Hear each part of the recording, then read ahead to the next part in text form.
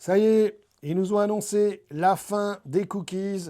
Oh, on ne va plus utiliser les cookies. Vos navigateurs Internet, nous, les gentils Google, on va arrêter d'utiliser les cookies. Oh, c'est vrai, les gouvernements parlent des cookies. Ouais, enfin, c'était vrai il y a 15 ans, il y a 20 ans. Hein. Alors, comment survivre à la nouvelle ère de la publicité? Parce qu'en fait, c'est une grosse arnaque. Ils arrêtent les cookies parce qu'ils ont des technologies beaucoup plus puissantes pour nous pister, pour nous suivre, pour nous vendre de la... Alors, bonjour à tous.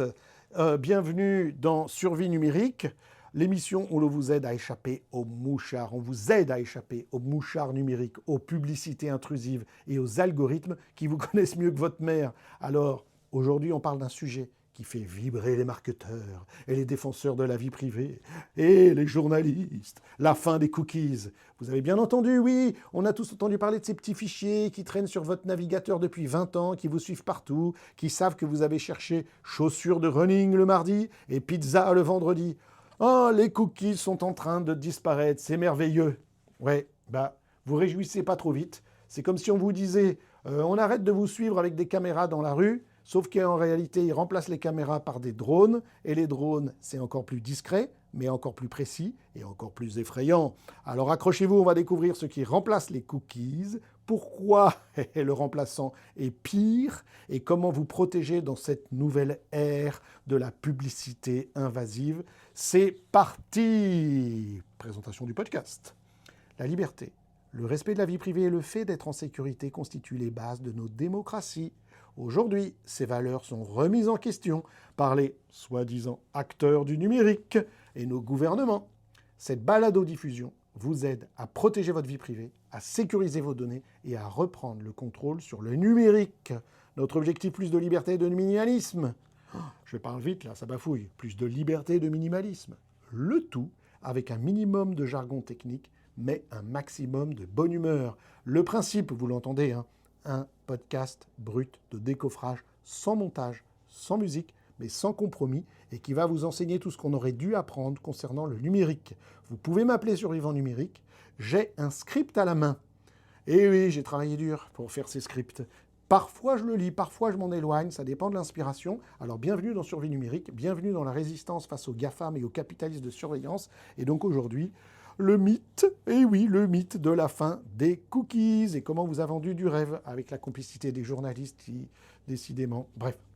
Alors, depuis 2020, ouais, on nous promet la fin des cookies tiers, des cookies tiers. Vous savez, ces cookies, ces petits fichiers informatiques qui nous suivent de site en site, qui fait qu'on fait une recherche sur un site et puis que le site auquel on va après, il le sait.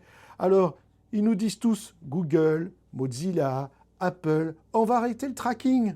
En fait, ils disent on va arrêter le tracking parce qu'on arrête les cookies. Ouais, sauf qu'on est en 2026, à l'heure où je vous parle, mi-2026. La réalité est toute différente. On s'est fait enfumer. Ça, je n'avais aucun doute là-dessus depuis le départ. Les cookies tiers, c'est peut-être fini. Ces cookies, ils vont arrêter de les mettre, ou ils ont arrêté. Mais en fait, le tracking, le pistage, lui, il continue plus fort que jamais. Imaginez, vous êtes dans un magasin. Avant, le vendeur, il vous suivait avec un petit carnet. Éventuellement, il notait, tiens, monsieur Dupont, il a regardé les chaussures, puis il a pris le ticket, un ticket pour le rayon fromage, puis il a hésité devant les fromages à pâte dure, etc. Ok, ça, c'était les cookies. Mais maintenant, le vendeur, il a un drone. Il vole au-dessus de vous, il analyse votre démarche, votre rythme cardiaque via votre montre connectée, votre expression faciale grâce à l'IA. Il sait que vous êtes stressé, donc il vous propose des fromages à prix réduit pour vous calmer. Et c'est exactement ce qui se passe en ligne. Les cookies sont morts, mais on va avoir à la place le fingerprinting. Désolé, le fingerprinting, on va en reparler. L'IA profiling, le profilage par IA, et le cross-device tracking, le pistage multi-appareil. On en reparle, hein, je vais expliquer tout ça. C'est le but de ce podcast et tous ces termes, etc. Donc c'est les nouvelles techniques de tracking, on pourrait dire notre drone numérique qui nous suit en permanence. Ce sont les 3 méthodes qui remplacent les cookies en 2026 en tout cas. Et ça ne va pas s'améliorer de sitôt. Mais si je fais cet épisode de podcast, et c'est tout le but de Survie numérique, c'est qu'on peut s'en débarrasser ou minimiser au maximum. Il y a moyen de faire autrement. C'est toute notre raison d'être. Le fameux fingerprinting, c'est l'empreinte digitale numérique. En fait, il faut que vous compreniez que quand vous naviguez sur Internet, Vous utilisez un certain téléphone ou un certain ordinateur, un certain navigateur. Ce navigateur, il va envoyer, donc pour naviguer sur Internet, votre navigateur, il envoie des informations sur votre configuration, qui sont obligées. Est-ce que vous avez un petit écran ou un grand écran, en couleur ou en noir et blanc? Quel système vous utilisez? Windows, Apple, donc macOS ou iOS ou Android? Bah oui, parce qu'en fonction de ça, le site ne va pas s'afficher pareil, il doit s'ajuster. Quelle police d'écran vous avez? Quelle police de caractère vous avez? Donc il doit savoir, et il sait, toutes les polices qui sont installées, parce que normalement, il doit vous présenter le site avec cette police, Times New Roman, puis vous ne l'avez pas, donc il va trouver une police qui s'approche le plus pour pas casser la mise en page. Et puis, quel module, plugin, extension vous avez installé sur votre navigateur Internet? Votre batterie, quel est l'état de la batterie? Est-ce qu'elle est pleine? Est-ce qu'elle est chargée ou pas? Le fuseau horaire, quelle heure il est chez vous? Le fuseau horaire. Et bien, en fait, il a des dizaines et des dizaines et des dizaines d'informations comme ça sur votre ordinateur. Est-ce qu'il y a des mises à jour? Est-ce que ceci? Est-ce que cela? Et le résultat, c'est qu'en fait, le nombre de paramètres qui existent fait que ça crée une combinaison de paramètres uniques qui vous identifient parmi tous les autres ordinateurs du monde. En fait, on peut estimer qu'il n'y a quasiment pas 2 ordinateurs dans le monde qui ont la même configuration. C'est quasiment impossible. Avec les mêmes logiciels installés, le même écran, la même batterie, le même ceci, le même cela. Donc même sans cookies, on peut identifier exactement votre ordinateur parmi tous les autres ordinateurs de la planète. C'est comme une empreinte digitale. Personne n'a exactement la même empreinte digitale. Et on ne peut pas l'effacer. Même si vous êtes en mode navigation privée sur votre navigateur Internet, ça fonctionne quand même, forcément, parce que vous êtes en navigation privée, mais toutes ces infos, on les voit quand même, on les voit. Donc c'est comme si vous entriez dans un magasin avec un tatouage invisible sur le front. Le vendeur, lui, il va vous reconnaître parce qu'il a des lunettes spéciales qui voient votre tatouage. Et même si vous portez un masque, il va le voir. C'est ça. Donc ça, c'est ce qu'on appelle le fingerprinting, ou empreinte digitale numérique en bon français. Vous ne pouvez pas ne pas en avoir, mais il y a moyen de faire des trucs. On y vient dans un instant. Première manière de tracking. Donc la deuxième, c'est l'IA profiling, ou on devrait dire en anglais AI profiling. AI profiling, le profilage par intelligence artificielle. Alors comment ça? C'est de la folie, hein, c'est de la folie douce. Les algorithmes, ils analysent votre comportement, le temps que vous passez sur une page. Tenez-vous bien, la vitesse de votre souris, comment vous bougez, tout comme notre écriture. Vous connaissez la graphologie qui analyse notre écriture. On nous dit qu'on a chacun une écriture différente. Et on peut des fois trouver des meurtriers autrefois quand ils écrivaient à la main parce que c'est difficile de cacher notre écriture. Eh bien, c'est la même chose. La manière dont vous bougez votre souris, les accélérés, freinés, c'est unique à chacun, quasiment. Les mots que vous tapez, les erreurs que vous faites. Oui, si vous faites des erreurs d'orthographe spécifiques à vous, etc., etc.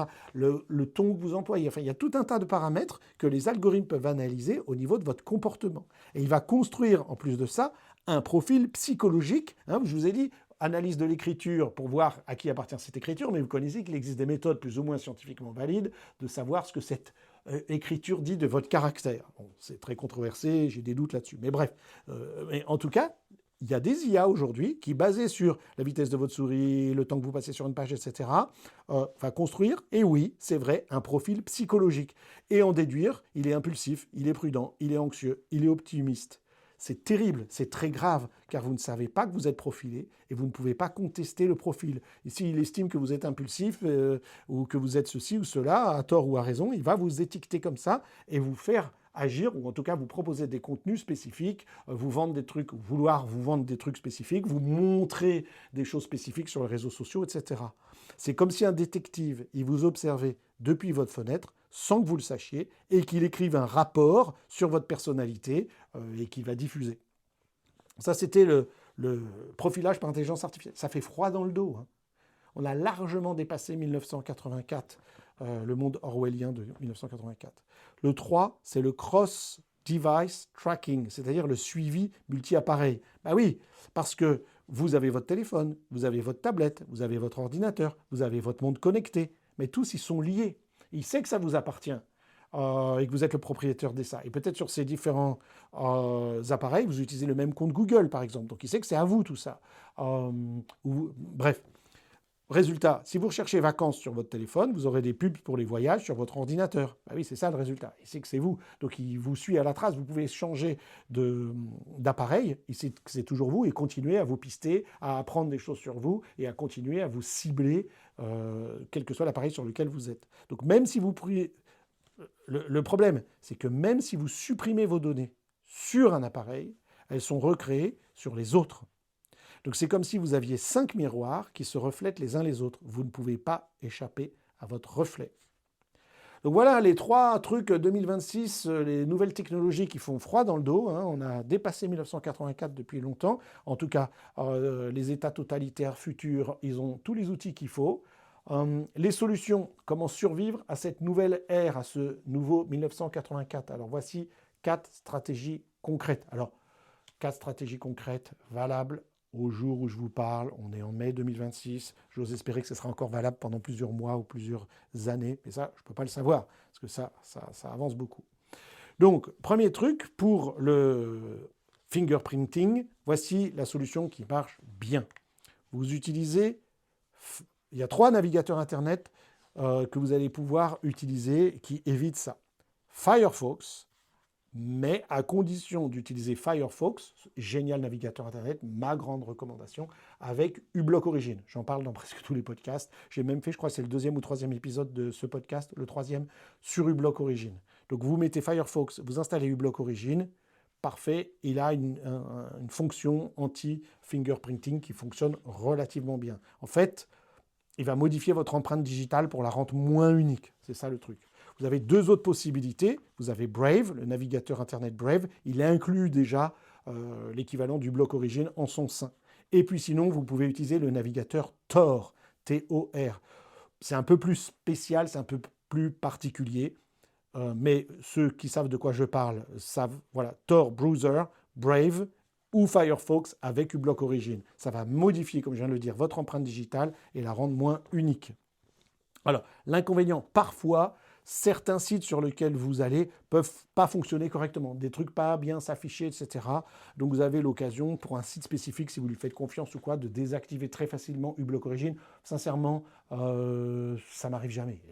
Ça peut arriver, ça peut être très rare. Mais je veux dire, dans 99,9% du temps, ça ne vous posera pas de problème. Donc l'idée, en fait, c'est comme porter un déguisement qui vous rend moins reconnaissable dans la foule. Voilà, c'est tout. Deuxième chose, les extensions. J'en ai déjà parlé. Alors, il en existe plusieurs qui sont connus. Canva Blocker, NoScript, Privacy Badger. Tout cela, elles sont bien, mais dans les extensions, il vaut mieux être au régime. N'en utilisez qu'une, uBlock Origin. Elle fait ce que font toutes les autres. Et donc, en une extension, vous en avez plein. Donc oui, beaucoup de gens vous parleront de plein d'extensions. Elles ne sont pas mauvaises en soi. Enfin, il y en a qui sont mauvaises, mais celles que je viens de citer, Privacy Badger, Privacy avec un Y à la fin, Badger, comme Canva Blocker ou NoScript, elles sont très bonnes. Il n'y a rien à critiquer là-dessus. Mais uBlock Origin, il fait tout ça et il fait mieux. Donc évitez de cumuler ces extensions. Il y a beaucoup de gens qui croient, je vais mettre celle-ci pour ça, celle-ci pour ça, celle-ci pour ça. Non, prenez uBlock Origin et voilà. Ça va bloquer les scripts de tracking, les pixels de suivi et les tentatives de fingerprinting. Comme je vous l'ai dit, dans certains cas, ça peut casser certains sites et le désactiver temporairement. Mais franchement, voilà. En gros, c'est comme mettre des volets sur la fenêtre. Vous voyez dehors, mais on ne vous voit pas à l'intérieur. Il y a un petit trou, vous pouvez voir, mais on ne voit pas. Troisième chose très importante pour lutter contre tout ce que je viens d'expliquer, c'est d'utiliser des DNS privés. C'est le messager secret. Alors, il y a des outils qui fonctionnent très bien. En fait, dans votre navigateur Internet, vous pouvez choisir ce qu'on appelle le DNS over HTTPS, DOH pour les intimes. Et en fait, il y a différents services qui proposent ça par défaut, c'est-à-dire que vos requêtes DNS, c'est-à-dire à chaque fois que vous avez consulté des sites Internet, comment on pourrait dire, le bottin, l'annuaire d'Internet, eh bien, toutes vos requêtes DNS seront chiffrées. Et du coup, votre fournisseur d'accès à Internet, Free et compagnie, ne sait plus quel site vous visitez. Et c'est très simple. En fait, dans les préférences de votre navigateur Internet, Firefox ou Brave, vous pouvez choisir un endroit, ce qui s'appelle sécurité et confidentialité, DNS over HTTPS. Et à ce moment-là, ça veut dire que ça va prendre le dessus et tout sera chiffré. Et il vous propose soit les DNS Cloudflare, très bien, vous pouvez l'utiliser. Dans certains cas, Quad 9, vous pouvez l'utiliser, c'est très bien. Ou mon petit chouchou, NextDNS, sélectionnez ça. C'est juste un petit truc à cliquer, à faire dans les paramètres de sécurité et confidentialité, DNS over HTTPS, parfait. Là, déjà, c'est parfait. C'est une protection qui fonctionne hyper bien. Il paraît que dans certains cas, des sites peuvent être plus lents. Enfin, je vois pas, jamais vu ça. Ouais, peut-être ça va s'afficher avec un quart de seconde de plus mais on voit pas la différence. Et franchement, là, par contre, le bénéfice en vaut le coup. C'est comme envoyer une lettre dans une enveloppe scellée. Et là, le facteur, donc les réseaux Internet, les routeurs sur Internet et les serveurs sur Internet, ils ne savent pas ce qu'il y a dedans. Donc, super. C'est pas fini. 4. Alors, 4, c'est l'hygiène numérique, vos petits rituels quotidiens. L'hygiène numérique, ça c'est ce que nous on peut faire. Là, les outils que je viens de donner, c'est vous installer, puis vous oubliez. Vous installez Firefox, vous installez uBlock Origin, vous mettez DNS over HTTPS, terminé, vous oubliez, et ça fera le boulot pour vous. Mais il y a notre comportement. Donc 1, vous pouvez supprimer régulièrement dans votre navigateur Internet votre historique, vos cookies et votre cache. Personnellement, je vais vous donner ma stratégie. Je configure Firefox ou Brave pour que, à chaque fois que j'utilise, quand je quitte Firefox et Brave, il efface systématiquement. Vous allez voir, c'est dans les options, vous cherchez, c'est pas compliqué à trouver. Vous dites, à chaque fois que je quitte, tu supprimes l'historique, les cookies, le cache. Voilà. Et comme ça, à chaque fois que je rouvre mon navigateur Internet, c'est à 0. Donc il n'y a aucun historique qui est conservé. Vous pouvez aussi utiliser ce qu'on appelle la navigation privée. Tout d'un coup, vous voulez faire une recherche ou aller sur un site spécifique, vous utilisez la navigation privée, mais ça ne suffit pas, la navigation privée. Beaucoup de gens pensent qu'ils utilisent la navigation privée, c'est privé. Non, pas du tout. C'est juste que ça ne prend pas de cookies et de cache, mais tout le reste dont j'ai parlé aujourd'hui, le but de cet épisode, c'est-à-dire le fingerprinting, le profilage par intelligence artificielle et le suivi multi-appareil, lui, il continue quand même. Donc, ça ne suffit pas, la navigation privée. C'est un truc qui existe, c'est déjà ça pour les cookies et le cache, mais ça ne suffit pas. Ruse de pro. Là, c'est vraiment pour les gens qui veulent brouiller les pistes, mais il y a peut-être des gens parmi vous qui m'écoutent, qui sont journalistes, qui sont avocats, ou qui font un travail dans lequel ils ont besoin d'une sécurisation des données et d'une confidentialité plus élevée. Et là, ce que je vous propose, c'est d'alterner entre plusieurs navigateurs Internet. Firefox, Brave et Tor. Comme changer de vêtements et de parfum chaque jour pour ne pas être suivi. C'est ça la métaphore. Mais en gros, c'est quoi? Par exemple, vous pouvez utiliser Firefox pour l'amusement et Brave pour le boulot, pour ne pas mélanger les deux. On ne sait jamais, ça aide toujours. Et Tor pour d'autres choses. Donc voilà, c'est des possibilités, c'est des trucs que je vous donne. Donc bon, le petit plan d'action, souvent je fais ça à la fin des podcasts, un petit plan d'action. Bon, vous prenez quelques minutes, ça ne va pas être long pour installer uBlock Origin. En 2 clics, c'est fait sur votre navigateur principal. S'il vous plaît, n'utilisez pas Chrome, utilisez Firefox ou Brave. Donc vous installez, alors on va dire, on prend 10 minutes de plus. Allez télécharger Firefox, allez télécharger Brave. Vous aurez des nouveaux navigateurs Internet sur votre téléphone et sur votre ordinateur. Et vous naviguez sur Internet à partir de... Si vous êtes embêté parce que vous avez plein de marque-pages dans votre ancien navigateur, vous pouvez exporter, ça se fait en 2 clics, exporter marque-page, et ensuite vous ouvrez le nouveau, importer marque-page, et vous retrouvez tous vos marque-pages. Donc voilà. Donc prenez 5 minutes pour ça, et 5 minutes pour installer uBlock Origin sur Firefox, parfait. Puis vous prenez 5 minutes pour configurer NextDNS ou Cloudflare DNS dans les paramètres de votre navigateur Internet. Voilà, ça marche bien. Pour les gens qui ont un réseau, moi ce que j'ai fait, c'est que c'est directement dans mon réseau, tout passe par DNS over HTTPS. Bon, il y a plein d'autres choses qu'on peut faire, on en a parlé, les VPN et tout et tout. Mais voilà. Donc c'est tout ce qu'il faut faire. En faisant ça, déjà, vous réduisez votre exposition de au moins 60%. Évidemment, toutes les autres stratégies que je donne dans les formations, sur le site internet, dans les autres épisodes de podcast vous permettent encore plus, par exemple en utilisant un VPN.